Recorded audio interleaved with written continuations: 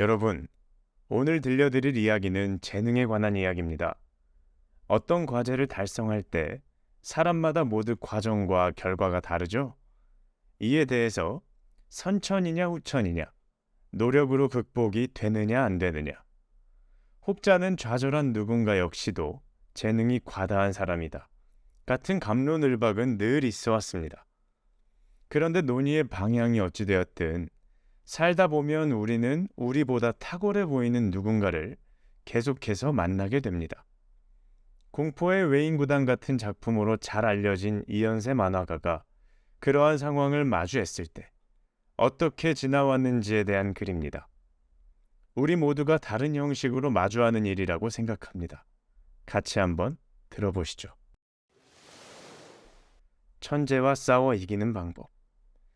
살다 보면 꼭 한 번은 재수가 좋든지 나쁘든지 천재를 만나게 된다.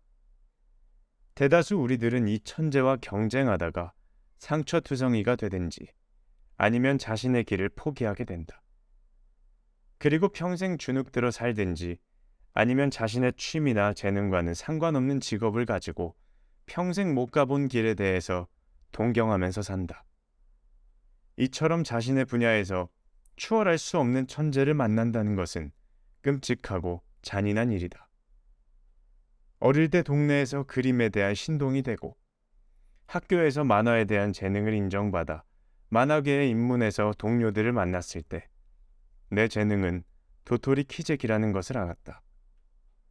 그러나 그 중에 한두 명의 천재를 만났다. 나는 불면증에 시달릴 정도로 매일매일 날밤을 새우다시피 그림을 그리며 살았다. 내 작업실은 2층 다락방이었고 매일 두부장수 아저씨의 종소리가 들리면 남들이 잠자는 시간만큼 나는 더 살았다는 만족감으로 그제서야 쌓인 원고지를 안고 잠들곤 했다. 그러나 그 친구는 한 달 내내 술만 마시고 있다가도 며칠 휘갈겨서 가져오는 원고로 내 원고를 휴지로 만들어버렸다. 나는 타고난 재능에 대해 원망도 해보고 이를 악물고 그 친구와 경쟁도 해봤지만 시간이 갈수록 내 상처만 커져갔다. 만화에 대한 흥미가 없어지고 작가가 된다는 생각은 점점 멀어져 갔다. 내게도 주눅이 들고 상처 입은 마음으로 현실과 타협해서 사회로 나가야 될 시간이 왔다. 그러나 나는 만화에 미쳐 있었다. 새 학기가 열리면 이 천재들과 싸워서 이기는 방법을 학생들에게 꼭 강의한다. 그것은 천재들과 절대로 정면 승부를 하지 말라는 것이다. 천재를 만나면 먼저 보내주는 것이 상책이다. 그러면 상처 입을 필요가 없다. 작가의 길은 장거리 마라톤이지 단거리 승부가 아니다. 천재들은 항상 먼저 가기 마련이고 먼저 가서 뒤돌아보면 세상살이가 시시한 법이고 그리고 어느 날 신의 벽을 만나버린다. 인간이 절대로 넘을 수 없는 신의 벽을 만나면 천재는 좌절하고 방황하고 스스로를 파괴한다. 그리고 종래는 할 일을 잃고 멈춰서 버린다.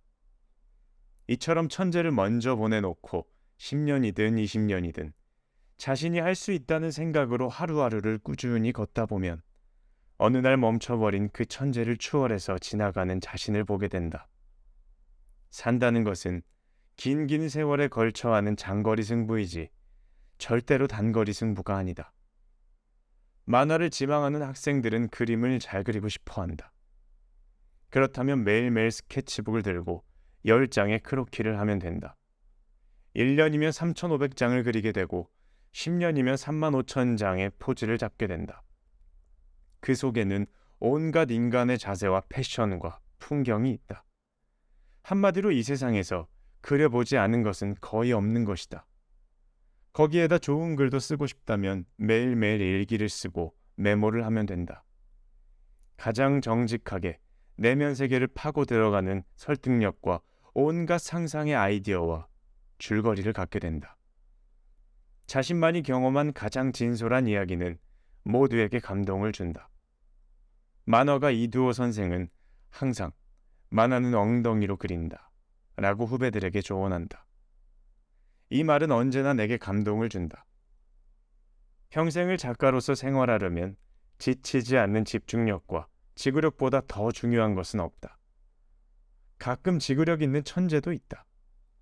그런 천재는 존재하는 것만으로도 축복이고 보는 것만으로도 감사하다. 그런 천재들은 너무나 많은 즐거움과 혜택을 우리에게 주고 우리들의 갈 길을 제시해 준다. 나는 그런 천재들과 동시대를 산다는 것만 해도 가슴 벅차게 행복하다. 나 같은 사람은 그저 잠들기 전에 한 장의 그림만 더 그리면 된다. 해지기 전에 딱 한 걸음만 더 걷다 보면 어느 날 내 자신이 바라던 모습과 만나게 될 것이다.